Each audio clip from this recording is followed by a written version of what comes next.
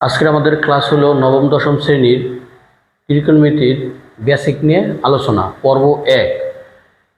এখানে দেখো লেখা আছে ত্রিকোণমিতি শব্দটি মূলত একটি গ্রিক শব্দ, কারণ এটি দুটি গ্রিক শব্দ ট্রিগোনন ও মেট্রন দ্বারা গঠিত।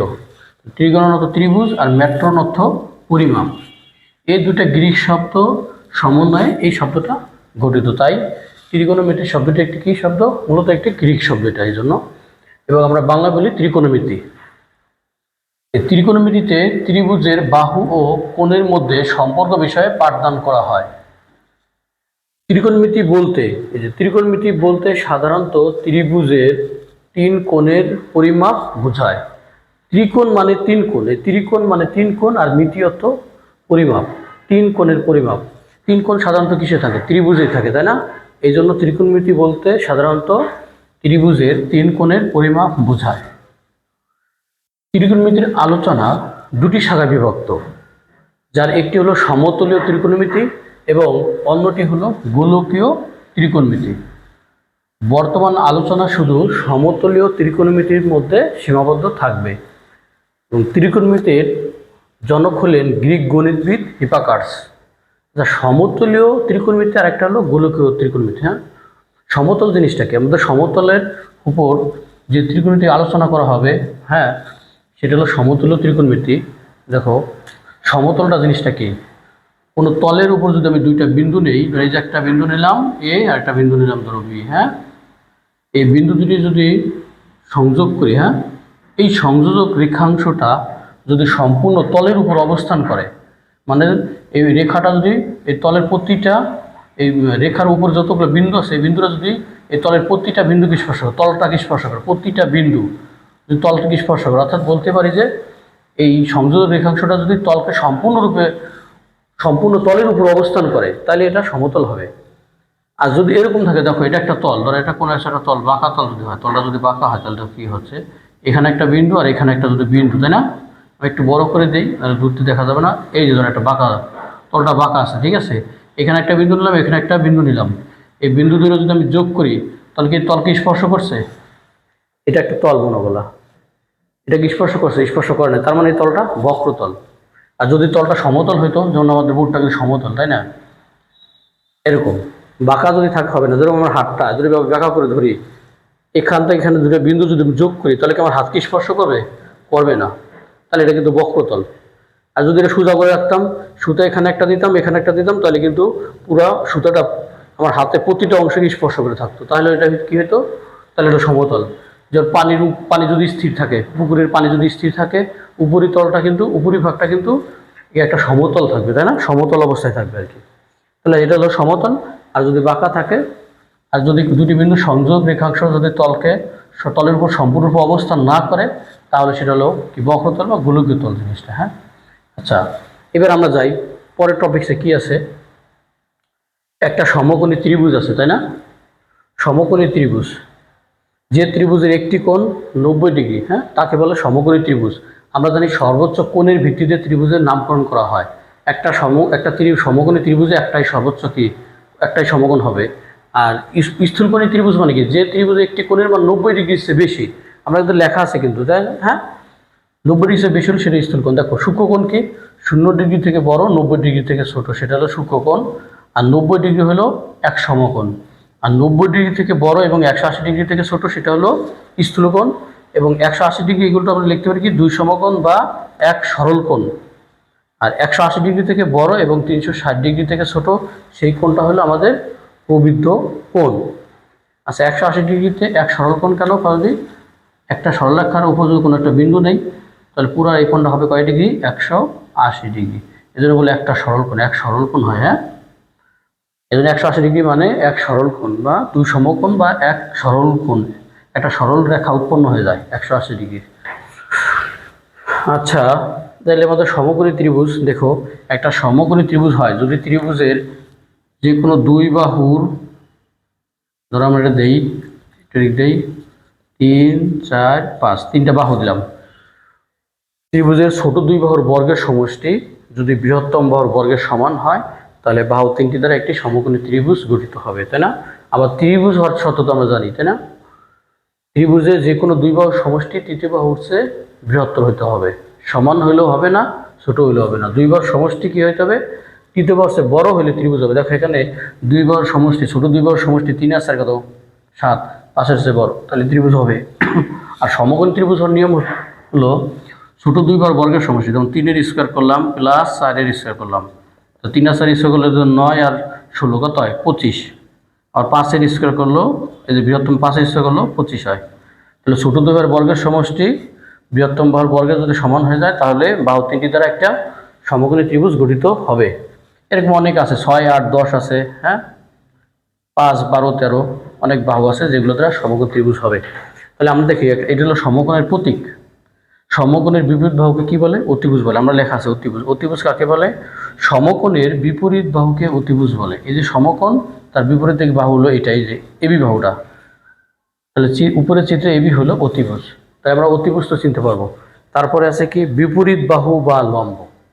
ঠিক আছে, বিপরীত বাহু কি? এই যে সূক্ষ্মকোণের বিপরীত দিকের বাহুকে বিপরীত বাহু বা লম্ব বলে। সূক্ষ্মকোণ কোণ আমরা কোণ জড়িয়ে ধরি, সূক্ষ্মকোণ থিটা লিখছি, হ্যাঁ, সূক্ষ্মকোণ এটাও হতে পারে।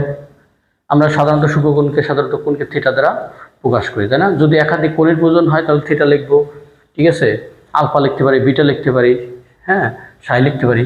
এগুলো হলো গ্রিক বর্ণ, এগুলা এই কোণগুলা, ঠিক আছে, থিটা। তাহলে দেখো সূক্ষ্মকোণের বিপরীত দিকের বাহুকে কি বলে? বিপরীত বাহু বা লম্ব বলে। একটা সমকোণী ত্রিভুজে কয়টা সূক্ষ্মকোণ থাকে? 2টা, তাই না? এই সমকোণী ত্রিভুজে 2টা, এই 2টা পরস্পরে কি বলে? পূরক কোণ। কারণ দুইটি কোণের সমষ্টি যদি 90 ডিগ্রি হয়, কোণ দুটিকে পারস্পরিক পূরক কোণ বলে। হ্যাঁ, আমরা আগের ক্লাসে এগুলো শিখেছি। আচ্ছা, তাহলে কোণ দুটি পরস্পর কি হয়? সূক্ষ্মকোণ, তাই না?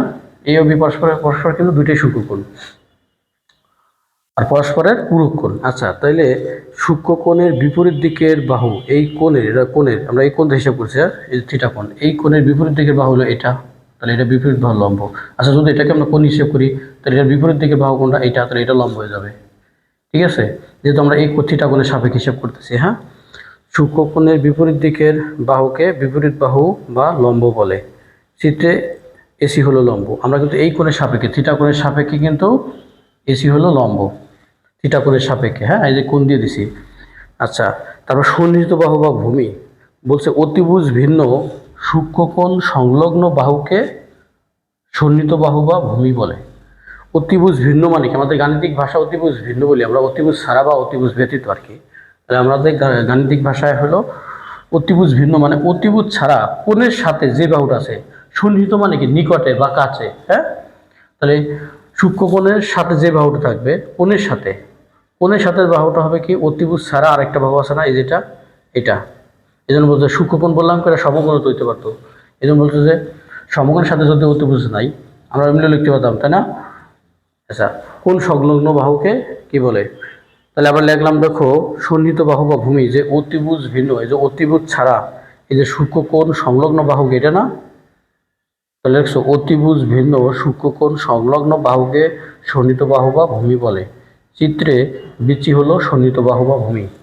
চিত্রে বিচি হলো সন্নিহিত বাহু বা ভূমি। তাহলে ভূমি আর অতিভুজে কি হয়? কোণ উৎপন্ন হয়। ঠিক আছে, সবসময় জিনিসটা মাথায় রাখবো, অতিভুজ আর ভূমিতে কোণ উৎপন্ন হয়। যদি আমি এটাকে কোণ হিসেব করতাম, এটা তো সবসময় অতিভুজ তো পরিবর্তন হয় না, তাই না? কোণ পরিবর্তন হলে, সূক্ষ্মকোণ পরিবর্তন হলে লম্ব ভূমি পরিবর্তন হয়ে যায়। এটা যদি কোণ হইতো, এটা অতিভুজ, তাহলে এটা হয়তো ভূমি। এটা যদি কোণ হইতো, তাই না? এর এরিয়া যদি আমি কোণ বিবেচনা করতাম, তাহলে এটা হয়তো ভূমি। ভূমি আর অতিভুজে কোণ উৎপন্ন হয়। ভূমি, এটা অতিভুজ আর ভূমিতে, অতিভুজ আর ভূমিতে কোণ উৎপন্ন হয়েছে। আমরা এটা নিয়ে আলোচনা করতেছি, তাই না? যে কোণ দিয়ে দিছি তো, যদি ওটা আচ্ছা লিখে দিলে পারতাম যে থিটা কোণ, তাই না? যে দিয়ে দিছি এখানে, এই জন্য অত আমরা লিখি নাই। সন্নিহিত বাহু বা ভূমি চলে গেল। চিত্রে বিসি হলো সন্নিহিত বাহু বা ভূমি। আচ্ছা, তারপরে আমরা চলে যাই পিথাগোরাসের সূত্র। পিথাগোরাসের সূত্র কি বলছে? যে অতিভুজ স্কয়ার সমান লম্ব স্কয়ার প্লাস ভূমি স্কয়ার। একটা সমকোণী ত্রিভুজে লম্ব স্কয়ার আর ভূমি স্কয়ার যোগ করলে অতিভুজের স্কয়ারের সমান হবে। আমরা একটু আগে দেখাইলাম, তাই না?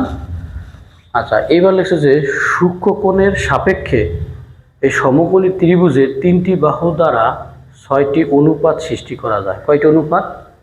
6টি অনুপাত সৃষ্টি করা যায়। এই অনুপাতগুলোকে ত্রিকোণমিতিক অনুপাত বলে।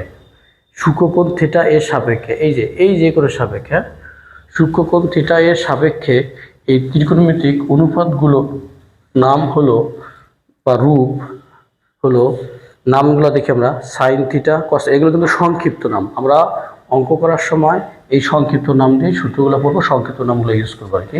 তাহলে নামগুলো দেখি, নাম ছয়টা কি, sine theta, cos theta, tan theta, cot theta, sec theta ও কোসেক থিটা।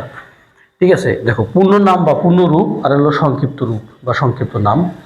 এই যে দেখো সাইন থিটা, সাইনের প্রথম 3 অক্ষর লেগে সাইন থিটা, দেখছো? আর কোসাইনের কস থিটা, প্রথম 3 অক্ষর, এখান থেকে প্রথম 3 অক্ষর কস থিটা লিখছি। ট্যানজেন থিটা লিখছি, ট্যান থিটা প্রথম 3 অক্ষর। তারপর কোট্যানজেন থিটা, তাহলে এখান থেকে 3 অক্ষর নিলে কট থিটা। তারপরে এখানে আসলো সেকেন্ড থিটা, তাই না? সেক প্রথম 3 অক্ষর সেক। আচ্ছা, এখানে হলো কোসেকেন্ড থিটা, কোসেকের প্রথম যদি 3 অক্ষর যদি আমি নেই, দেখো এটা যদি 3 অক্ষর যদি নেই তাহলে আমাদের হয়ে যাচ্ছে কজ হয়ে যায়, সিওএস কস, কজ হয়ে যায়, কস থিটা হয়ে যায়। এই যে আমাদের আগে কিন্তু কস থিটা আছে, এই জন্য আমরা এখান থেকে 2টা ঘর, এই যে 2টা সংখ্যা অক্ষর বাড়াই দিলাম, কোসেক থিটা। ত্রিকোণমিতির সূত্রসমূহ আমাদের ত্রিকোণমিতির বেসিক পর্ব 2 ওখানে আমরা আলোচনা করব। ঠিক আছে, যে 6টি অনুপাত, অনুপাত মানে তো মূলত একটা ভগ্নাংশ, তাই না? লব বাই হরাকার আর কি রাশিগুলা। তা আমরা পরবর্তী ক্লাসে দেখাবো সাইন থিটা সমান কী হবে। আমরা শিখাবো সাইন থিটা সমান লম্ব বাই অতিভুজ। এই লম্বরে অতিভুজের মান, এদের অনুপাতের মানকে আমরা সাইন থিটা দ্বারা প্রকাশ করব। পরবর্তী ক্লাসে দেখাবো কস থিটা সমান সমান, ঠিক আছে, ভূমি বাই অতিভুজ, ভূমি বাই অতিভুজ। ঠিক আছে, এই 6টা আছে, 1টা 2টা 3টা 4টা 5টা 6টা, এই যে 6টা অনুপাত আমরা পরবর্তী ক্লাসে দেখাবো। আর ত্রিকোণমিতি অঙ্ক করার জন্য যে সূত্রগুলো লাগবে পরবর্তী ত্রিকোণমিতির বেসিক পর্ব 2 ওটা নিয়ে আমরা আলোচনা করব। সবাই ভিডিওটা শেয়ার করে দেবা।